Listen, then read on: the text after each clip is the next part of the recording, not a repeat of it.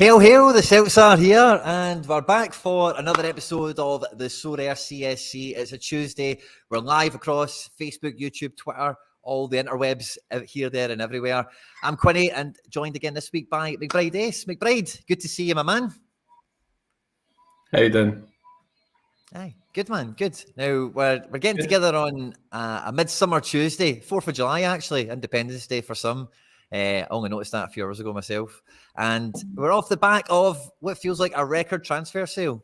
Jota is all but left us with the weirdest and creepiest announcement video I think I've ever seen in my life. To Ittihad.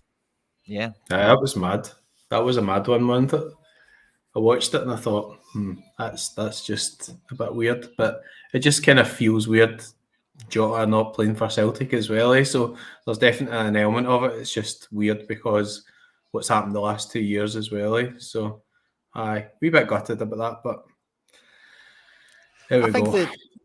I think the most gutting part of it for me, and I think maybe this is maybe felt by a lot of Celtic fans as well, without maybe noticing or thinking about it, but like, it's the fact that he's leaving us to go play it in Saudi Arabia, if you know what I mean, in terms of like the trajectory of his career. Now, they've obviously got grand plans and grand visions, and you know, like, if they're going to keep spending that kind of money in Glasgow, charge on, guys. You know, keep chasing your dream. On you go.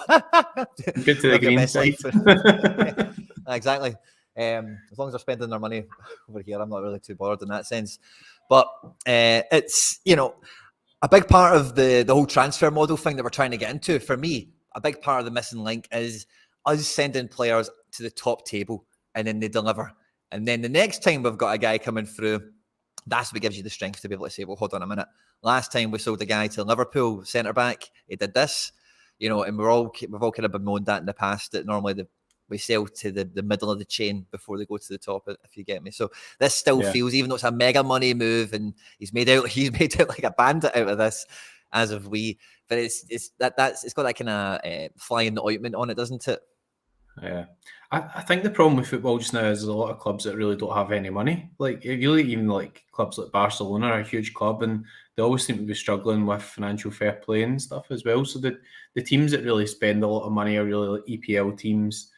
You know, Real Madrid spend like 100 million in Bellingham. And then obviously, you know, you've got Saudi Arabia now. So it's dead unusual because we've not been, like, we've seen the Chinese Super League thing years ago where they were throwing money at guys and it never really succeeded, or they withdrew the funding. It became a bit of a disaster and stuff. But yeah, I mean, it's a serious situation with Saudi Arabia because they've got so much money to spend on so many players. And I guess they're trying to get guys like, you know, they're signing Benzema, who maybe towards the tail end of his career, but you look at his age, you thought maybe he could have had another couple of successful years at Real Madrid. So really high profile, but they're not going to get guys like Mbappe or Haaland or real, you know, sort of top stars. So they're obviously looking out with that. And somebody said Jota got a FIFA team of the season card or something. So obviously I'm playing their FIFA and seeing Jota and went, I was going to sign him.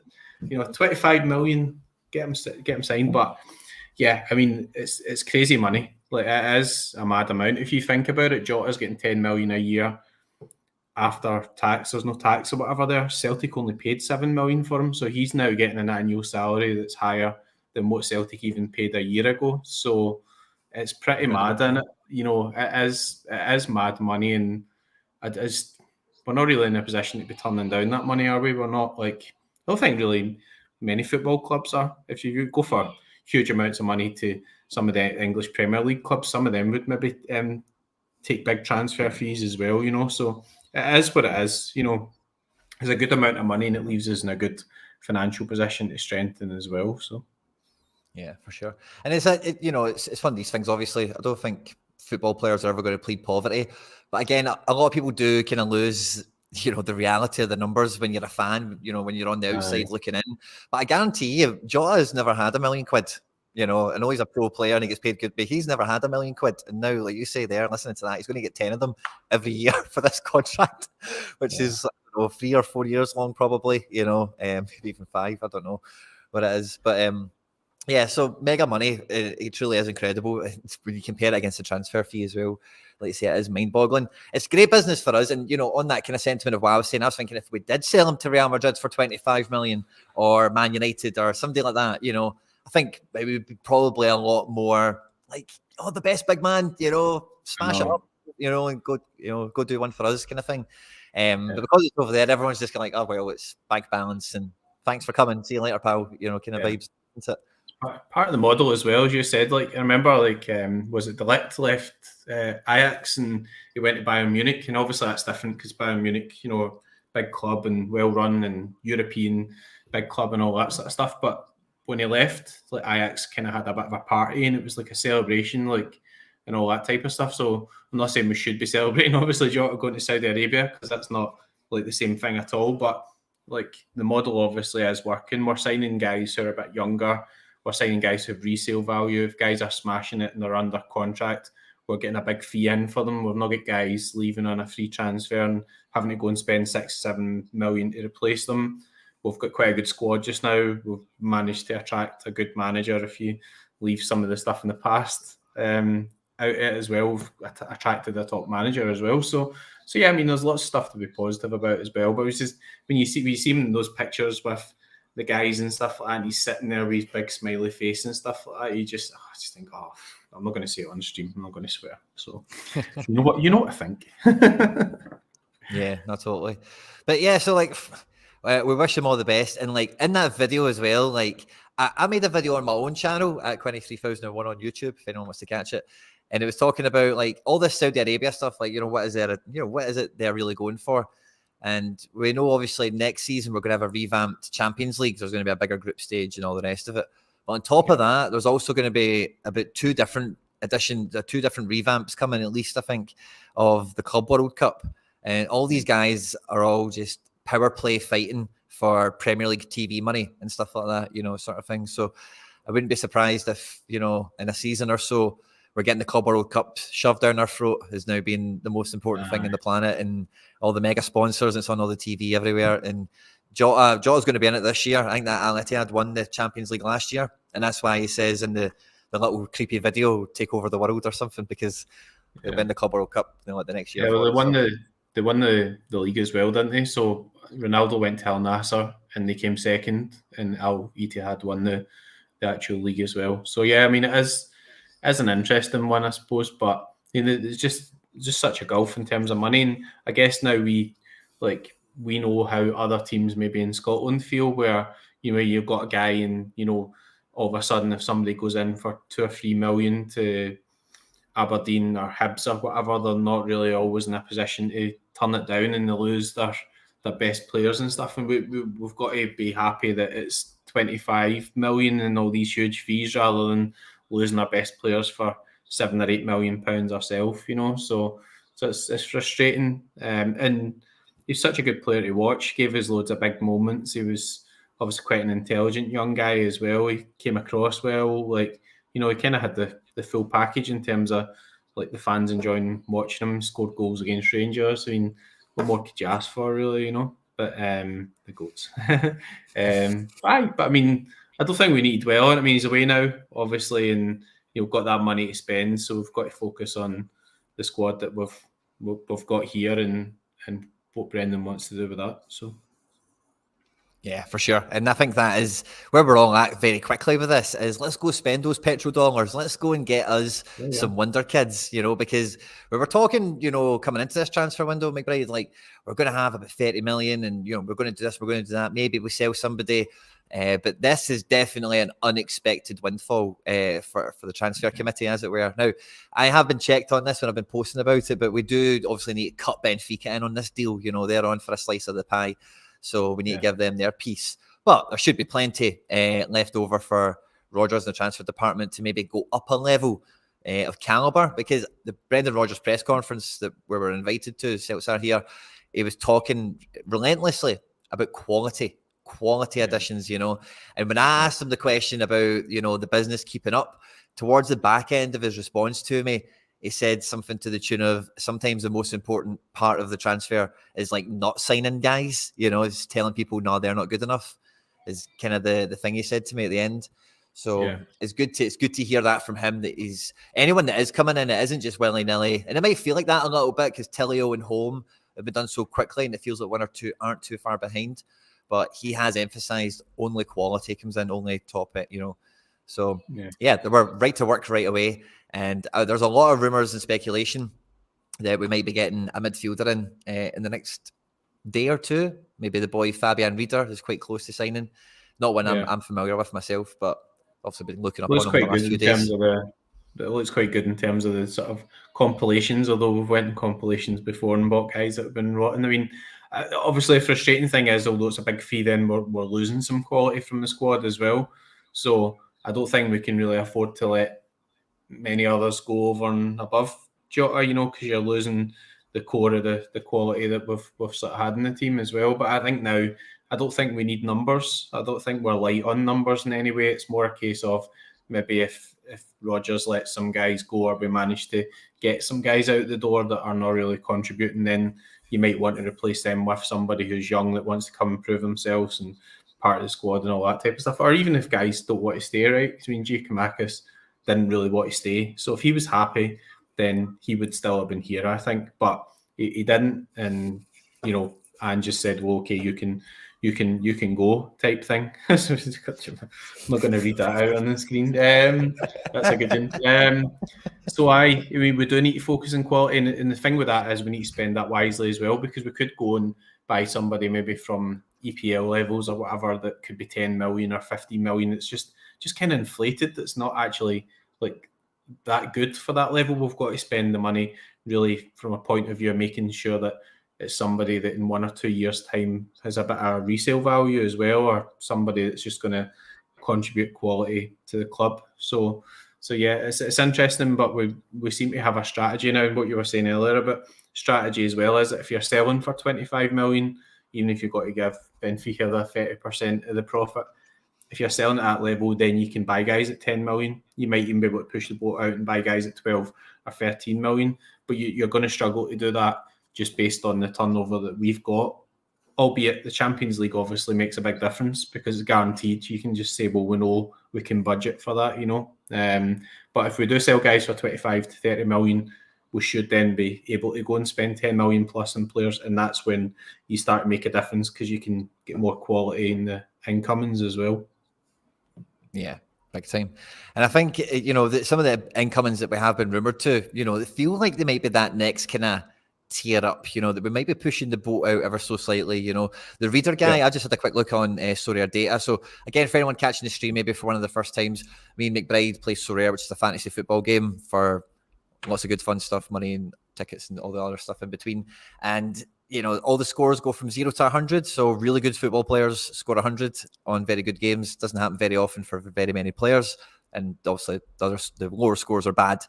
But I just noticed that this guy actually was playing in under 21s this tournament, which I was watching, but I didn't watch any Switzerland games. I actually watched a wee bit of the Norway one, in fact, but he never stood out, to be honest.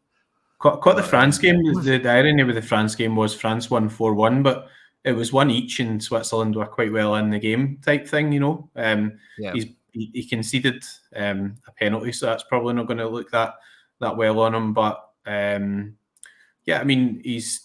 it does look like he's you're the wrong guy. No, we've been linked to this guy as well, so I was just looking at linked him as well quickly. Right. Yeah, I was wondering. But yeah, he looked a good player, and the thing is, like I say, 4-1 sounds like a bit of a battering. French really turned on the afterburners, but Switzerland played pretty well for about 60 to 70 minutes in that game as well, So there definitely is talent out there. I mean, even watching under 21s, what really sort of shone through was the actual level of talent. I mean, this French team get put out by Ukraine, right? And everybody was thinking France like overwhelming favourites and all that sort of stuff, and they're not even in the semi-finals. So, there's a lot of good young talent out there. You just got to recruit the right guys or go and identify the right characters or the right quality that you're looking for. So this guy, obviously seems to have had a lot of games already. At 21, he seems to have a bit of ability. So I think he could be a good type in terms of maybe a more creative goal-scoring type midfielder. Yeah. Because that's a big gap that Jota leaves. You know, Jota is that bit of stardust. He's the guy that can unlock a defence, do something a bit different.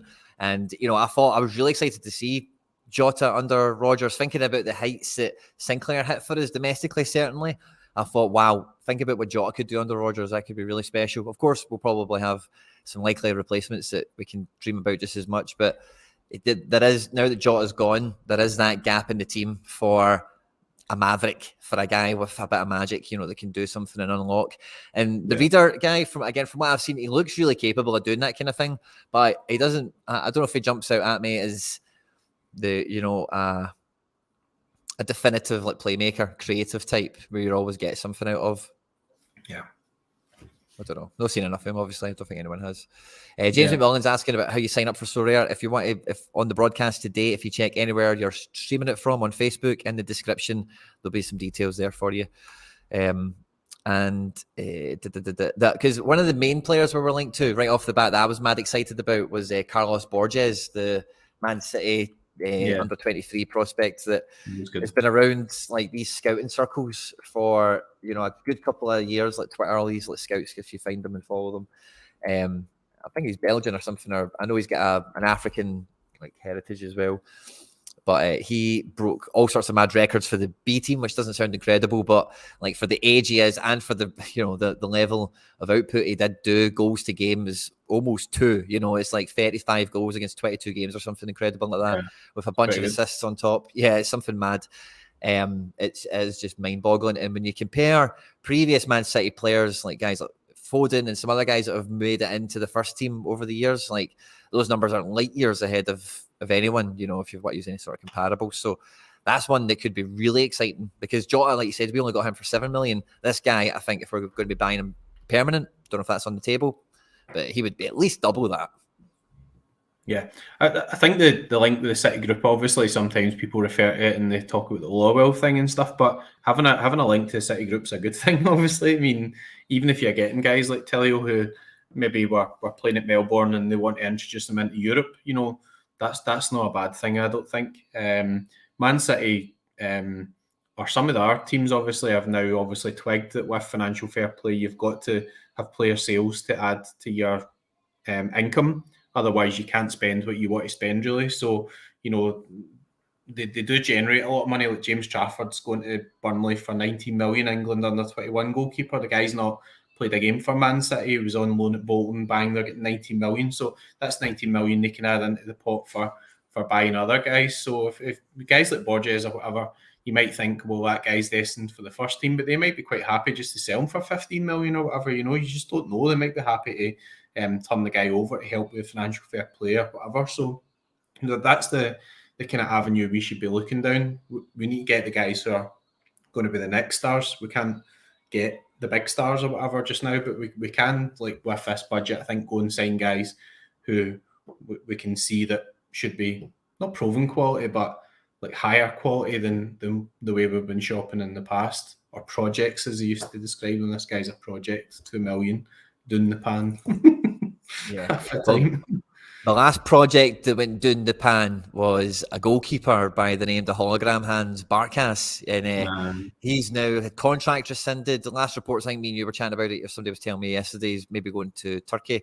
Yep. So, and it's not even to one of the big clubs as well, you know. So it's an interesting. I don't know how all that's panned out exactly, but there you go. Yeah. But undoubtedly, if we're going to be spending decent wedge on a long-term investment for the club, you know, for the next 3-4 seasons, a high quality, ticks all the boxes goalkeeper is surely on the menu for us now. Yeah.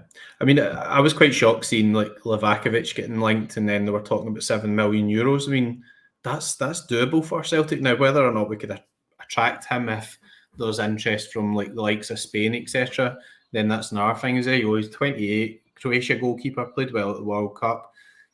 People have known about him for a while. He's never really left Dinamo Zagreb, which is a bit of a surprise. Looks like he's going to go, but he is a proven quality goalkeeper. There's loads of caps for Croatia. If anybody's seen him, you know, he's a good goalkeeper, you know.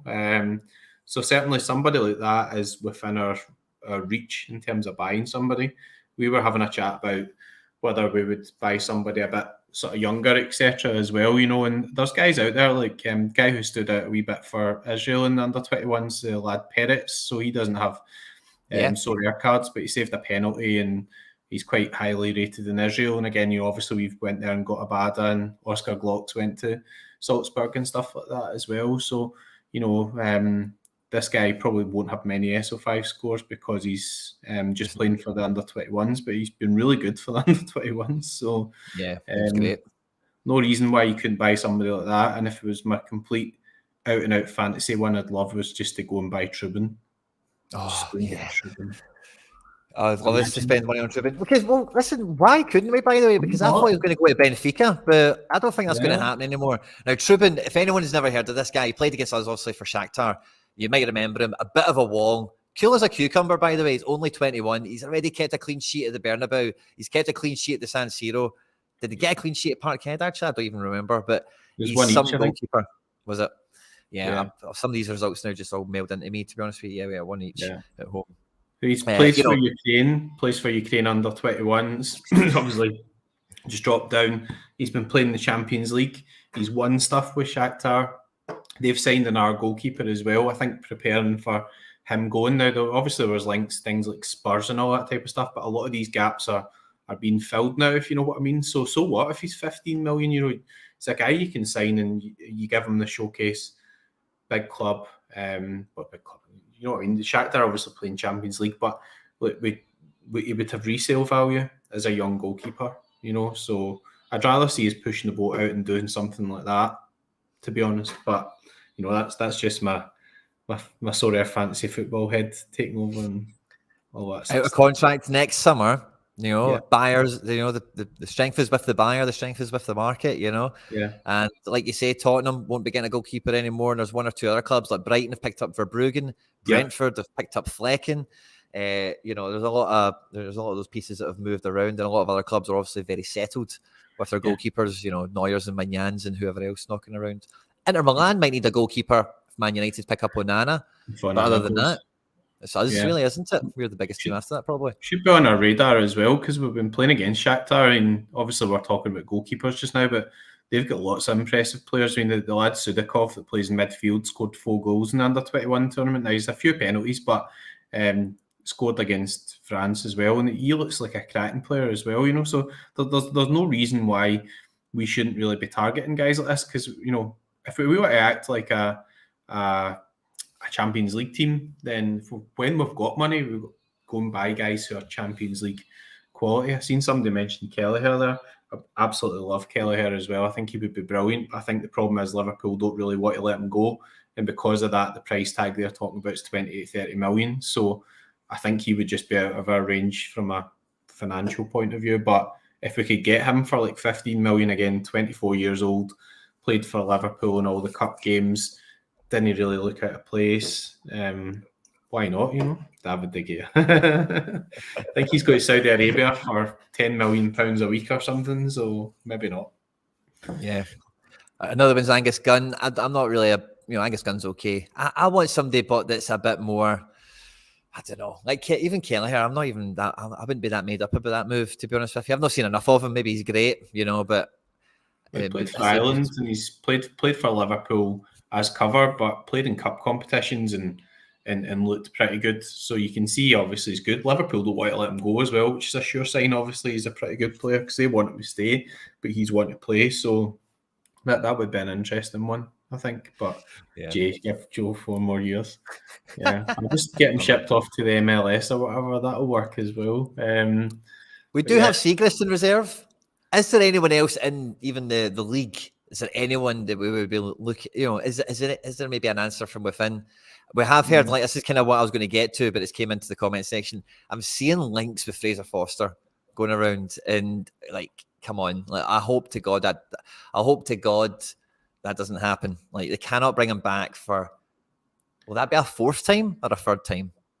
3rd, yeah. Well, I mean, we tried to sign him, I think, when we signed Barkas, and obviously, if we'd have paid $4.5 million for Forster, we probably wouldn't have been in the same position as Barkas. But I think at that point, with the deal agreed, and then he said, "Then I want to come back to Celtic." So from that point of view, that would just put me off him, and also he's 35 now as well, and we know he's a proven shot stopper and all that type of stuff. But again, a guy who's not that good with the ball at his feet. So if Rodgers were to play out for the back or whatever, is that gonna work for us? You know, is that the type of goalkeeper we need? I'd rather see us buy somebody a bit younger, to be honest, given the transfer strategy and everything we've had. And then if we eventually do lose that player, hopefully you get a resale and you've got the money to reinvest. So getting young goalkeepers isn't easy. You know, you see all the stuff that's happening, but you know, with Sigrist or Segrist, however you say it, I mean, I liked him. I thought he was really good for Dundee United. I honestly thought he was really good. He's under contract, and he never got his chance last season because when we started putting in Bain and stuff at the end, he was injured, you know. So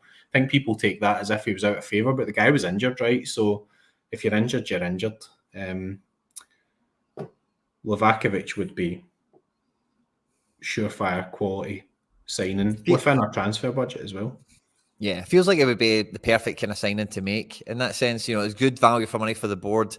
At 28, he's reaching the peak of his career, you would think. And like, I don't see a big queue of teams coming for him, you know. So I think, you know, now that the Villarreal move, somebody mentioned it earlier, I thought he was signed for Villarreal until very recently, where the links of where he might go have came back up again.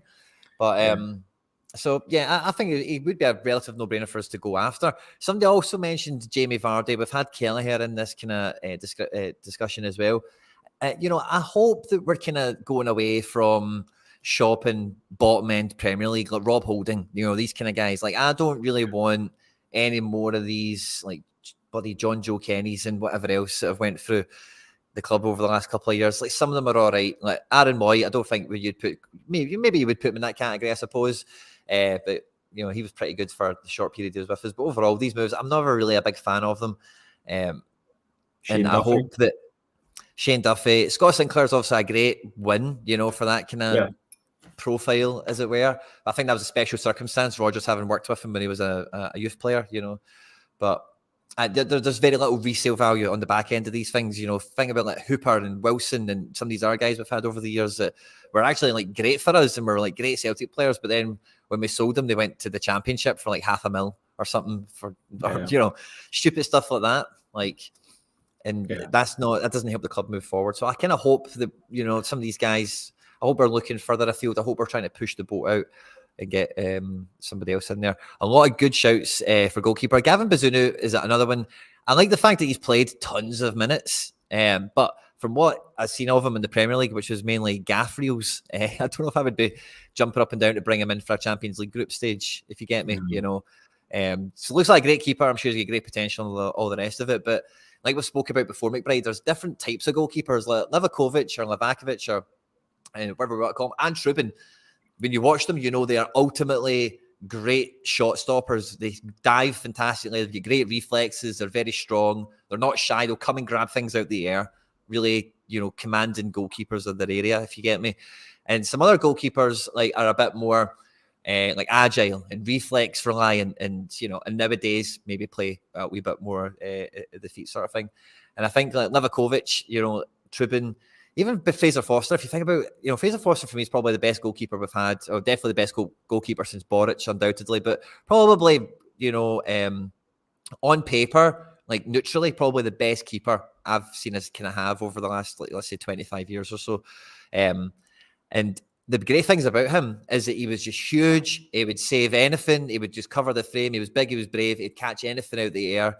Made you instantly better at defending corners. That's how good he is at doing that kind of thing. Because as soon as you took him out of our team, you know, we couldn't win a header, you know. And it was just, we leaked all sorts of goals from that kind of thing. So I'm quite happy to get a guy that I know is like a shot stopper. This guy in the firing line, he'll make 12 saves if he needs to, you know.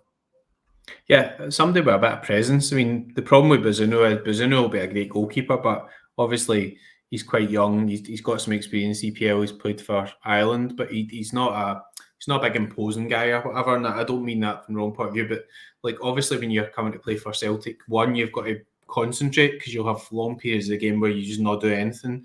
You've also got to be able to deal with things like Champions League nights, Celtic Rangers games. You've got to go to Ibrox and retain your panties and not drop them. Like, you know, you've got to be able to handle atmospheres. You've got to be able to handle pressure.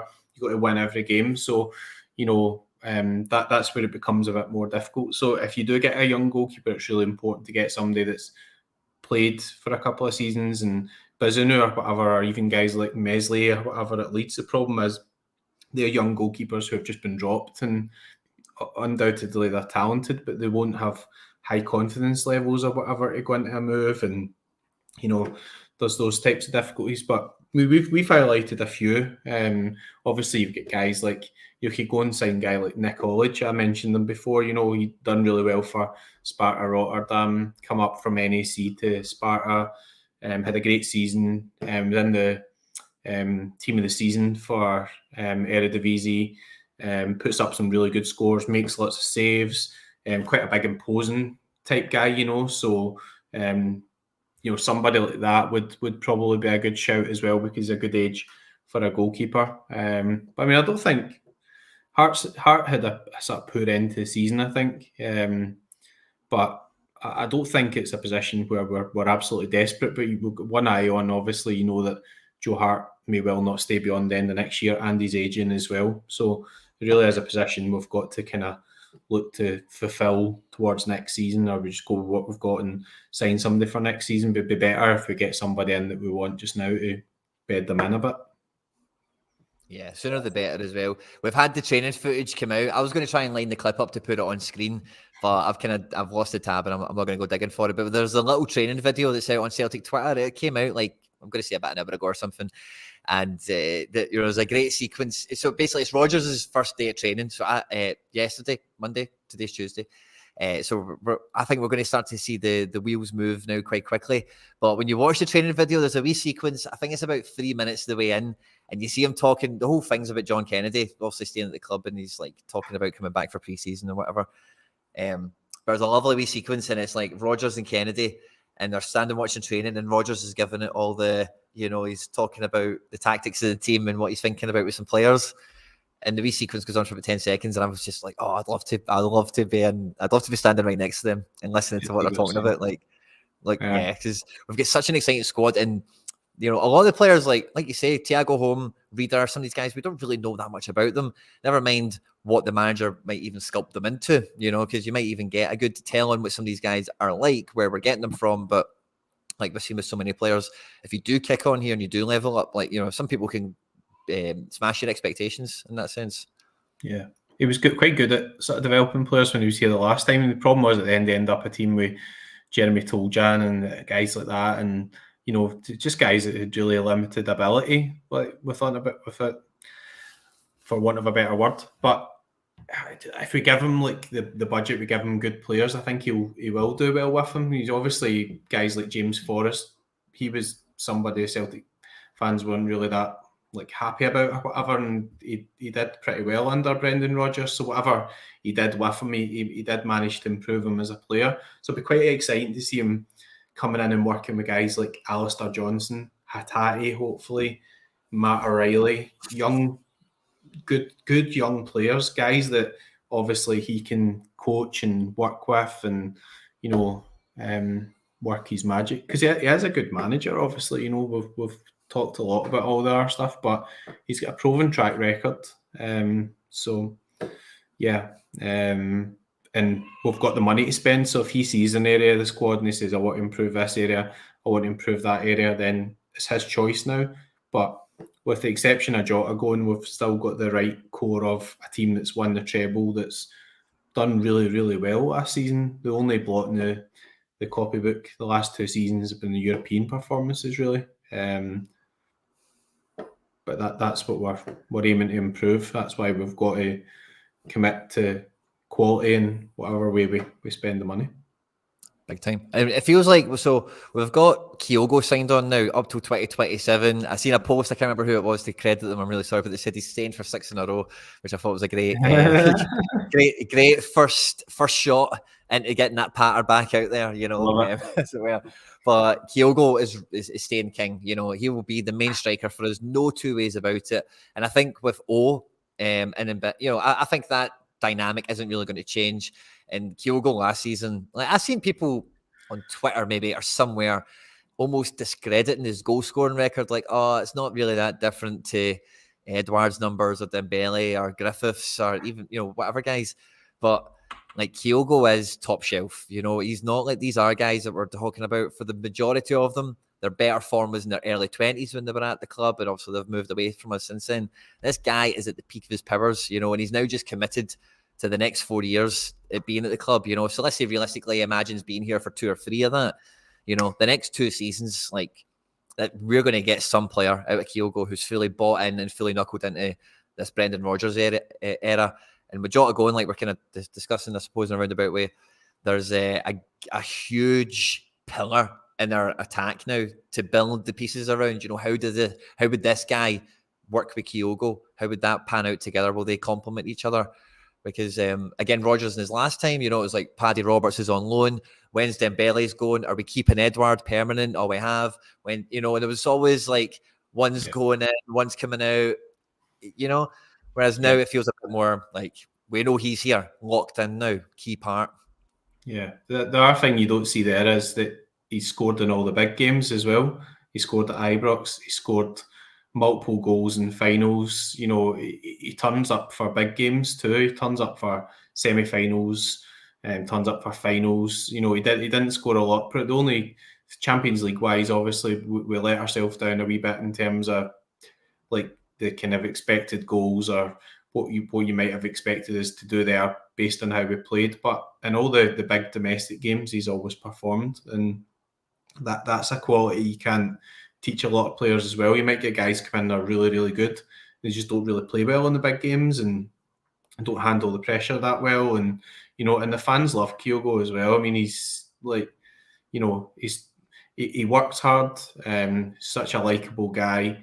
And he's a big sort of figurehead, as you say, at the top of the attack. Not from a physical point of view, just that he's a figurehead because he's iconic and he scores so many goals. And I think you shouldn't be concerned about him playing under Rodgers either, because he's had guys like Jamie Vardy, etc., and played in those systems, and those guys have all done really well for him as well. So it's how you actually build around him and how you build into that sort of style of play. But it worked really well last season, and Jota aside, obviously you've got all those other guys there. And I think talked about him earlier. I know obviously we want to focus on the 4-year deal for Furuhashi, but Hattati's a huge one to keep, because he's a guy where when he was out last season, you notice the difference in terms of midfield. So if you all of a sudden you lose him as well, then there's a lot of the creativity in the team going out. And he played at come back and he played at Tynecastle, and Celtic won the game 2-0. But every time he got the ball in tight situations, he just progressed the ball out to the wing or up front or whatever. He never looks like giving the ball away, and he never. He's just a quality player, and I mean, he's just such a good player. 91 that game. He got an assist as well. And yeah, just. I think you're quite right. I think that is going to be a bit of a void that would come into the team, like actual creativity, because like Abada's great, Kyogo's great. Who knows what'll happen with some of these guys? You maybe even throw Maid into that chat as well. But like you say with Hattati, and like we've been speaking about with Jota, they have something different. They can just take men out of the game at will, down to their football ability. So there's definitely like a void that we have there. Doesn't really give you that either. Haksabanovic is one of these ones. I've seen some people saying he might actually be leaving. I'm not too sure what to think about Haksabanovic. Has he got a future at the club or not, really, at this stage? But it's a 5-year deal, isn't it? It's a long-term deal. So I suppose it depends if he's happy. I mean, he was a bit part player, so I suppose the thing with Jota going is there an avenue there where he can play a bit more regularly. And Rodgers says, well, you're the type of guy that I would like to have in my team. I think he's got more to offer, but he was pretty disappointed at the end of the season when he got his chance to start. He didn't really sort of show the same sort of quality as Jota. So in flashes, he looks really good, but I don't know if he's as consistently good as what Jota was able to produce. So that would be the concern, because you need to be playing really well in most of the games, not just having one good game out of 3. That's not really good enough for us in terms of what we're looking to do. So, I mean, consistency was definitely Jota's biggest problem. It took him probably like 2/3 of the season to kind of turn up in some games. Like I know he got his free kick at the Bernabeu or whatever, but in the very beginning of the season, he got a couple of goals, but he did kind of go missing for little spells in the season, in terms of like taking a game by the scruff of the neck. And I remember that game Jota won for us where he done this and he done that, scored that screamer and whatever. And Haksabanovic he was like SPFL Player of the Month for November or something like that. He had a fantastic period, maybe in October, but something like that. And I feel I thought he will probably get a bit of a lift under Brendan Rodgers, but when I seen some links or some people out there linking him away, like saying ITK Hacks is out on the way out. Somebody else has said in this chat we need about 5 midfielders shot out the door. I think McCarthy and Turnbull, maybe, I've seen stuff about them, maybe heading outwards as well. Maybe Haksabanovic is one of them. Tomoki Awata is another one that has maybe a question mark on him. It's just whether Rodgers fancies him or not. I don't think if he's good enough, of course. But with Moy retiring, the midfield is like, we've got McGregor, and then I think around that, it's just quite. I was going to say we've got O'Reilly, but I can't really say that with as much confidence. I think everyone else in the midfield is a question mark. It's like, does the manager want to keep them? Is probably the first thing, and then the second one is, are they staying? I think if Rodgers wants to keep anyone, I think they all stay. To be honest with you, I think it will be down to the manager who goes.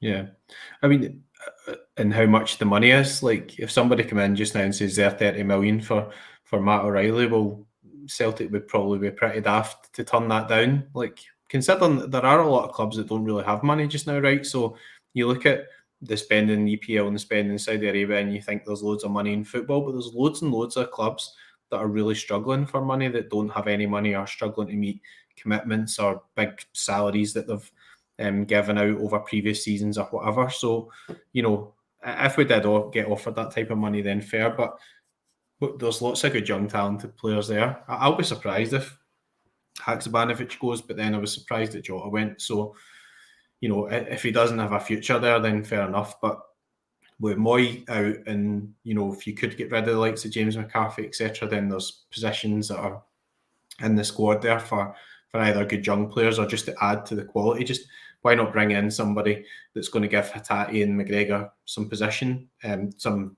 competition in that position? Like, I don't think McGregor's going to get dropped or whatever, but like, from Awata's point of view, the advantage he's got is he can play centre back. So I think we're a wee bit light at centre half. Like, if you picked up an injury or two in there, you've got guys like Welsh, Kobayashi didn't really do too much.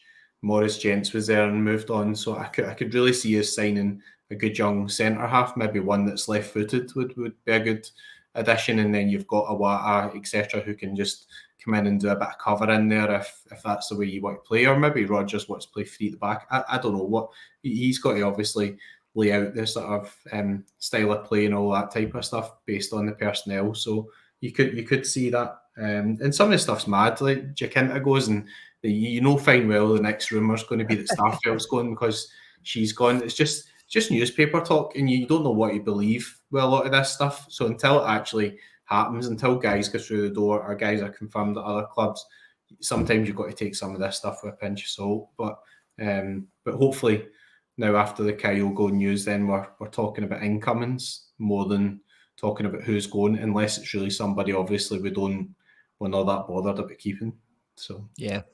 I seen, I think Ismaila Soro's on his way out again as well. I've seen some good ones. I think we're still waiting to see where if Saudi Arabia are going to pull that Albi and Ajeti card out of their deck. I don't know if you've seen all the cards that were laid out there, but there was an Ajeti and there was an Edward in the middle. Yeah. There was two Gio. Please don't do that. Yeah. You see that? There was two Gio. I've seen it. There was like one and then there was another one. Just thinking, we'd get 20 million for him if he'd have just stayed in our 6 months. But Saudi Arabia. Jackie Mackis would love that. It was a weird reveal as well because, like, obviously, like gambling in Saudi Arabia is haram and all that sort of stuff. And then all of a sudden they're doing this reveal and they've put them on the face of like poker cards or a pack of cards. So it was a really bizarre reveal. But I mean, the most bizarre bit about it was just obviously Jota's not going to be playing for Celtic. So, but we've got to get over it. I have got over it. I told you this earlier, Quinny. Do you want me to disclose it or do you want to do it as go for it. Yeah, on you go. Look, I'm not too bad. There we go. Might be the last time I wear it. It might be going in the bin after the stream, but I thought it's vintage, mate. It's vintage already. he's given us lots of good moments. It's just it's a sore one, isn't it? Because Ange going as well, and it was all happened so suddenly, and then all of a sudden, I mean, the week before we got a Jota link, somebody was linking Ittihad with that same club or whatever, and it was a loose link, and then all of a sudden somebody with a bigger account comes out and it seems to be more true. And my first reaction was, well, I'll believe that when I see it type thing. But when they start throwing 25 million at you, you're talking about a lot of money there. So Garcia, I think Eric Garcia is going on loan to Real Betis or something. So I think he's actually getting papped out of Barcelona. So, shouts like that are not that unrealistic, I don't think. But there definitely are. There's lots of good players out there, so we can't really get hung up now on who's left. Just got to. I think it's Levi Garcia who plays for AEK Athens. Had to go and double check there. Right. This guy looks to be a right winger. Plays for right winger striker. Plays for Trinidad and Tobago. Right. Interesting. Levi Garcia, who plays for Trinidad and Tobago, but plays in Athens. Such an odd combination of names and places. And I know Duvicas. and Duvicas done really well. And Kangwa was the guy who he was under 23 in Sorare, and at one point it was a huge price. I can't remember where he was playing. It was like Russia or something like that, and he was putting up some really good numbers, and then he moved, which was a bad move for Sorare point of view. I think he moved somewhere uncovered, but obviously, and he was aging out at the under 23s, which carry a premium if people don't know about that. But yeah, Kangwa was a really imposing good midfielder and still a good age. I think he's only 24 or 25, so certainly fits the profile of the guys that we would want to bring in. So if Rodgers is looking for that kind of Wanyama type guy, then somebody like that would be a really good type of signing. I've seen with link with Scott McTominay as well. I don't know how realistic that would be. That's the problem. If Man United want to let McTominay go for about 10 million, 12 million or whatever, that's fair enough. But when you look at the package of paying the fee plus the wages, just don't know if we're at that level at the moment. But a player would be a brilliant signing, I think. So so Kangwa was in Russia. Yeah. I was going to say that, but Kangwa, he would be a proper Wanyama type because he is like a much more of a stereotypically, we're getting him from Challenger Europe. He's kind of knocking around in that kind of strong midfielder role, does a wee bit of everything, tackles, shoots, a little bit of everything. Because of so the reason he went really high was because he was basically banging in really big scores. So obviously picked up a few assists and stuff, but he was doing really well for a spell. He went in one of those bonkers spells where he was consistently good for maybe only 6 or 7 matches or whatever. But obviously from a Sorare point of view, where people are focused on recent averages and everything, then there was a lot of hype around him. Because he was a defensive midfielder, he could continue that because he was winning loads of duels or whatever. So he looks a good player. And now he's at Red Star Belgrade, as they used to be called. I don't think many people can say the name that they kick about with now. But I think it's still Red Star Belgrade, but it's just the way that they say it in their own tongue, So yeah, I think he would be a great shout as well. And that could be good. Again, that's probably quite Celtic on brand. Going to Serbia and buying a midfielder. Celtic don't love doing stuff like that. It's not always worked out for us. Like Vikund Bio and maybe one or two others. I don't think he was the Serbian league, but it was one that came in mind there. Sebastian Szymanski. Oh, Szymanski. They're going to buy him, so I think that would be an interesting one. So, but see, right, so Szymanski, where would he play? But we need to sell Rio to get Szymanski, you reckon? Because you've got O'Reilly there, you've got Home, who's probably come in maybe a bit more as a kind of project over a couple of years. He's quite a young guy, 20. Szymanski obviously just won the league with Feyenoord. I think the problem is he's still registered with Dynamo Moscow, so he was on loan at Feyenoord, and I think the buy option is 10 to 12 million. But again, 24, talented player, played for Poland, plays in a more advanced midfield role. Look, he scores. If somebody like that, then that would be a proper good signing. If we could get somebody like that and keep Hatate and have a couple of options in midfield or whatever, then you would be really happy, But he was just a guy who came to mind when you were talking about that there, because I don't think he's going to Feyenoord. I don't think they can, although they've sold Coxer to Benfica, I don't think they want to pay the 10 or 12 million or whatever for them. I just think they want to take that money and reinvest a bit smaller, like Celtic sometimes have done. So, interesting one. Yeah, we love doing a bit of business with Russia as well in recent times. We're doing business with all the baddies. We're doing it with the Russians, the Saudis, and CFG. In that sense, rewards are delayed, says Jay. So, McBride, your big stash from this week, it will be delayed ever so slightly. I don't think it's that good, but still one stuff. So, I think that Szymanski shout is a great one, mate, because we definitely, like I say, jokes aside, we could definitely, the club have definitely got the potential to pull that kind of deal off, certainly. When I think about that kind of creative midfielder, like, I always get, like, we were talking before, and, like, you look at some guys and you think, no, we would never actually go for them, but, like, maybe we would this year, like, maybe when we are linked to Carlos Borges like this, as well as the Reader guy, who I say is a new name to me, but certainly has a lot of good kudos with some other people out there whose opinion I've definitely followed in the past.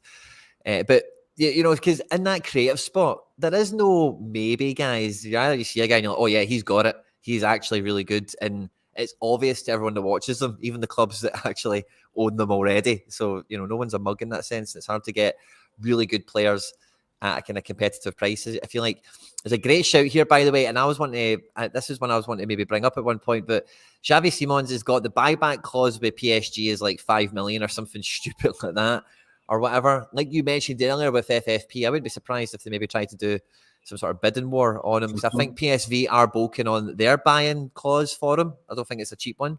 Maybe that's a deal we could pull off. Yeah, I was thinking earlier, how about a guy like Bataraina? Just really broken into Zagreb. Obviously, probably already be on the radar of like bigger clubs and stuff, but he literally just broken in, only 18. He's so young, like 20. Sorry, yeah. But he looks a proper player. This guy as well, Obviously, maybe a wee bit more risky because he literally has just broken in and he's putting up some really good numbers, but over a short space of time. But he just looks really, really, really good, and we should be able to go and do some business with Dinamo Zagreb. They produce brilliant players, but they don't have a lot of money. So when Celtic have got money, investing in guys like this should be on the agenda. I'm not saying they would even be able to attract him. He'd probably end up at Leipzig or something like that. Who knows? But I've not even seen any rumours surrounding him, and he looks absolutely quality. So that's the type of stuff I think we should be looking at. Whether or not we manage to pull something like that off, I don't know. Obviously, you mentioned like sort of Arda Güler or whatever. Everybody in world football's want to sign him at the moment, I think. So the cat's out the bag from that point of view. But we probably do need to get in with somebody like that where the cat's not out the bag yet, right? People are talking about Cherki, they're talking about Arda Güler. Everybody in Sorare's talking about Bataraina. But in world football, they're not talking about Bataraina yet, as far as I can see. So getting somebody like that would be quality. Anything else? Yeah. Just try to think of the young players that I've got that I really like. I like the guy at Las Palmas as well, Alberto Molero. Did they get promoted? I was thinking about. I'll tell you about Spanish. I was thinking about two Spanish boys. I'll let you go. Sorry. Did Las Palmas get promoted? This guy. Most people know this guy probably. Yeah, I mean he's not put up brilliant sort of numbers, if that makes sense. But he's obviously really young and he's more of a kind of wide player. So the problem at Las Palmas was he was maybe getting a bit sort of isolated or whatever last season, and he eventually took out the team at a certain point because they were conceding a good few goals and they tried to tighten up a bit and he wasn't always starting. But again, he's a guy who's like got a lot of sort of quality, kind of typical Spanish player, like a bit smaller, low centre of gravity, technical, quite quick, somebody like that. Who was it you were thinking about? Nico Melamed, Espanyol get relegated. This guy, I featured him on my channel in some content because Espanyol retired a jersey number. I forget what shirt number it was, but they took it out of retirement and gave it to this kid. And see, like the guy who's shirt number they retired, they named the youth academy after this guy. Like he's like a Billy McNeil figure, if you like, at Espanyol. So this guy was coming through the academy, took his shirt number out of retirement. They've been relegated, and it is like he's out of contract in a year's time. He's on the market at the moment, and I think like the Villarreals and the Sevillas are sniffing about, but like we can take him into the group stages and replace Jota. He's maybe not quite a winger type. He's more of a creative midfielder. Espanyol didn't really have wingers, so I don't know if he could play there. So don't let these graphs maybe mislead you. Maybe he could do a bit of wing play, but he was what I was thinking about. That's the type of profile of guy I think we should be spending like 10 or 12 million on, though. Like I don't really want to see us going, like, I know Vardy wouldn't be like 10 million or whatever, and you wouldn't do that because obviously he's so old, but you don't want to go and spend that type of money on somebody who's like 31 that just not going to have any resale value or anything, McTominay, I mean, like, I don't think that's a deal that's kind of within our resources, if that makes sense, because of the wages and everything and the links that he's had. But if he was available, if the rumours are 30 million in Newcastle and everything's pie in the sky, then he's been superb for Scotland. And I think he's somebody who would add to the midfield as long as the right deal was available. Yeah, he's really suffered for minutes, really, hasn't he?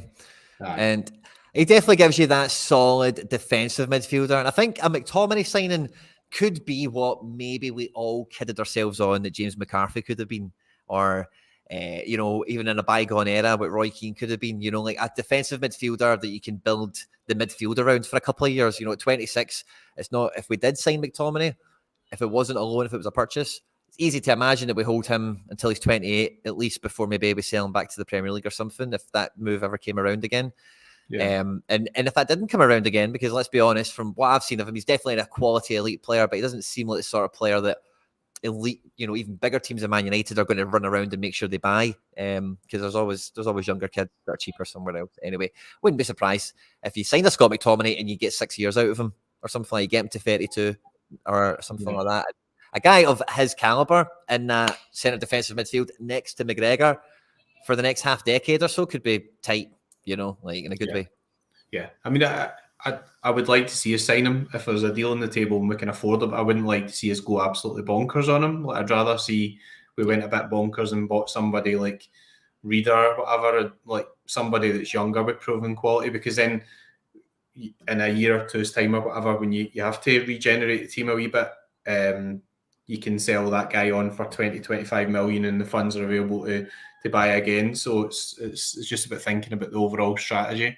But I mean, I guess if we're looking for that imprint of one or two real quality players and Rodgers picks them, then you've got to trust them, right? If he says that's the guy I want, that's what I want to do in terms of adding to the team, fair dues, We've definitely got the money now, so like the finances are good. We've got Champions League guaranteed. We've got a big transfer fee in.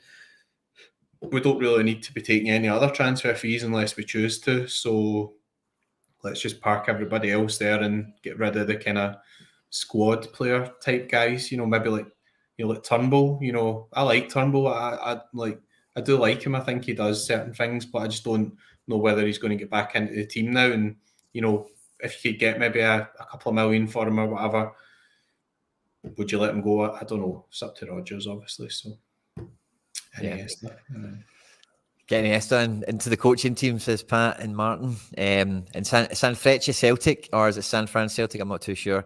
Is saying signing somebody after a couple of good internationals isn't good. Yeah, I can go along with that. And I think that's maybe why we're all a wee bit like, yeah, it would be good, but let's not, like you say, McBride, jump up and down and make it happen. It's not, I wouldn't go mad. Kind of I mean, I think the thing with McTominay is that if he was playing every week at Man United, then you would see he's a good player. He's definitely had good spells for Man United, but he's always fallen down the squad pecking order there. And obviously guys like Bruno Fernandes and everything in front of him, now they've signed Casemiro. So Man United have got the money to go out and sign international quality players to replace him. So I think if he came, he would surprise people with how good he is, because it's not just in the back of international games. It's more like actually you've been able to see that he has got some qualities about him, and I think it would be more than good enough to come in and play well for us. But I wouldn't push the boat out for him, if that makes sense. I don't like, I wouldn't go bonkers, but who knows? We're going to shout for a Yokohama player. Jan Matthias. Yeah. It's kind of forward. I think he is. That's a Brazilian lad, isn't it? He's a forward card. Let's see. 24, isn't he? Does all right. Yeah, He's killing it. He's killing it.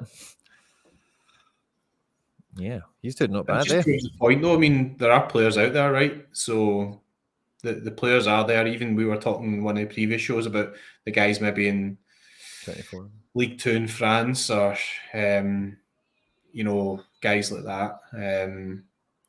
Like Sochaux have had a problem in League Two in France, and they've been relegated because of some misdemeanors, and they had some talented players and stuff as well. And the guy that went to Zagreb, Bernauer, I think, who is doing really well in League Two in France, and he's been signed to come in and replace Satalo, and he's got really good stats. And so there's definitely guys that we can go and we can look at. I'm not sure about the strategy of signing guys from the EPL. Obviously, Orsic has just went to Trabzonspor, and he's like a guy with proven quality. So somebody like that you don't really mind so much, because he just went to a team that's obviously he's an attacking player, and Southampton were rotten and he never really got anywhere, and he is a quality player. So I'm not saying you just don't buy anybody from EPL, but try to get somebody from like a Man United who's a kind of squad type player probably just sort of stinks of like spending too much money on that type of player, if that makes sense. So who knows? Yeah. Well, it's going to be a busy summer. I think there's some good names. Looking at this Matias guy, by the way, very similar background to Maeda. Like went to Portugal and then went to Japan, kind of idea. Yeah. So I don't know why it didn't really work out for him in Europe, because normally these guys, they scored some goals for this team. Normally that means they'll move on somewhere else within Europe, but it looks like he's went from there to Yokohama. So you never know. Stranger things have happened. That's a good shout from the chat. I love that one. Yeah. And yeah, I think it's more as well. I think these signings, these sales we've made, at least anyway, I've got a wee bit of renewed faith that we can keep Abada this year. And like I said kind of earlier in the stream, McBride, like, I think it'll be up to the manager. Like, no, I'm going to keep you, and no, you're going to go, because I think all the players will be bought in now. Jota's gone. I think all the forwards now must feel extra more confident about getting a place in the team next year, because Jota and Kyogo were the first name, and I know they're two different people, but it was the first name on the team sheet. Jota, Kyogo. If they're both fit and available in the best team, they both start. And for the amount of players we have that cover those positions, like, that's pretty crowded. So now that he's gone, like, I'm sure a lot of those players will be going into that training session that we've seen, and they'll be thinking, right, I'm in this team. I can get in this time. It's my time now. Yeah, Abada's a guy that you could see Rodgers really developing. Like he developed James Forrest, so he could develop Abada, and Abada's only 20 or 21 still. So he's not at the age where if he doesn't get his big move to somewhere where he's going to miss the chance. Like in 2 years' time, he could get his big move to Saudi Arabia. The links with Abada are Ajax and Sporting Lisbon and stuff. So he's been linked by a good quality of player, So good quality of team. So he's not getting linked with random teams or whatever. Like, no offense to Southampton, but we always talk about this guy's going to the lower end of the EPL and all that sort of stuff. But teams like Ajax, Leverkusen, there are a lot of good teams that have taken like Frimpong and developed him. Frimpong became Leverkusen Player of the Year. Now he's getting linked with Man United and Real Madrid, who've never been linked with Real Madrid playing at Celtic, but he's went and he's gone to Germany and he's done well, and he's getting big links because he's performed in that league. So, there's guys there that could move on and advance their career type thing. So I think Abada, his goal scoring stats and everything, they're all really good, so just not the same type of player as Jota. Jota could just kind of unlock a door or do something where you really needed something. So that's my camera popped. I don't know if I can change my camera when we're live. If it does, I'll be able to fix it. But if it doesn't, so it's the first time ever that there's been a production and it's not me that's snookered things with the technology side, Quinny. Yeah, I think it's my camera. It's because I've put a shirt on. It's quite cold in here, you see, but because I put a shirt on, I've got the heating on, and the wee camera has been on for a good while. Oh, it's heating up. So yeah, I don't mind keeping audio only. I don't think there's any real need for you to see my face anyway. But I did feel that, see, when this comment came up, I felt like Mo in The Simpsons, like going around asking the pop, way searching for stats for this guy. He's not came up, and I'm got a feeling that this is like a funny name, and I don't get the joke. If you get me, like. No, I've not heard of him. Yeah, but I went to search it on Sorare data and nothing came up. And then I Yeah. just felt like Mo and the Simpsons all of a sudden, like with the phone. It's like you're more sales even. That That was a classic. No, I haven't heard of that guy. Maybe plays in one of the kind of Eastern European sort of leagues or whatever, you know. So that's Slovenia or something. Yeah. yeah. Well, it's been a great episode. I've had a lot of fun kind of going through all these prospects. I don't know if any of them. I suppose some of them are close to happening, aren't they? And a few of them are maybe flightful fancies for myself. Maybe we'll get a wee Batterina in there, or a wee Nico Melamed or something. Could be fun. It could be interesting. Well, we're looking forward as well to anyone who's been a hero to watch this after we've been live and watched the whole thing. Fist bump to you. Thanks very much. Fist bump to everyone that has watched this live. But if you have watched this after we've been live, drop a comment and let us know who you think will be the next signing for Celtic. What's the next position we should go for? Let us know your thoughts on the conversation. And we'll catch everyone back here for this chat next week. McBride, it's been an absolute pleasure, mate. Same. Enjoyed it. Yeah. And McBride, you have just started your own YouTube channel as well, going through some lineup builders and that kind of thing. That if you're watching this on YouTube, it is linked in the description of the video as well if you want to check out McBride. Yes. McBride Ace on YouTube as it is now, and also yours truly, 23,001. But yeah, McBride, enjoy your trophy day, your reward opening, and I will do. See you soon, whenever they manage to get them shipped. And on the YouTube channel, it's not as good production quality as Quinny's, and I'm not just saying that. It's just that I'm completely useless and so well known for just taking rubbish screenshots and stuff. So hopefully the content is decent, but it's good Sorare content rather than good videos, just in case anybody's expecting anything that's technologically savvy. So that's it. All the best, guys, and we'll see you next week. Hail, hail. Hail, hail.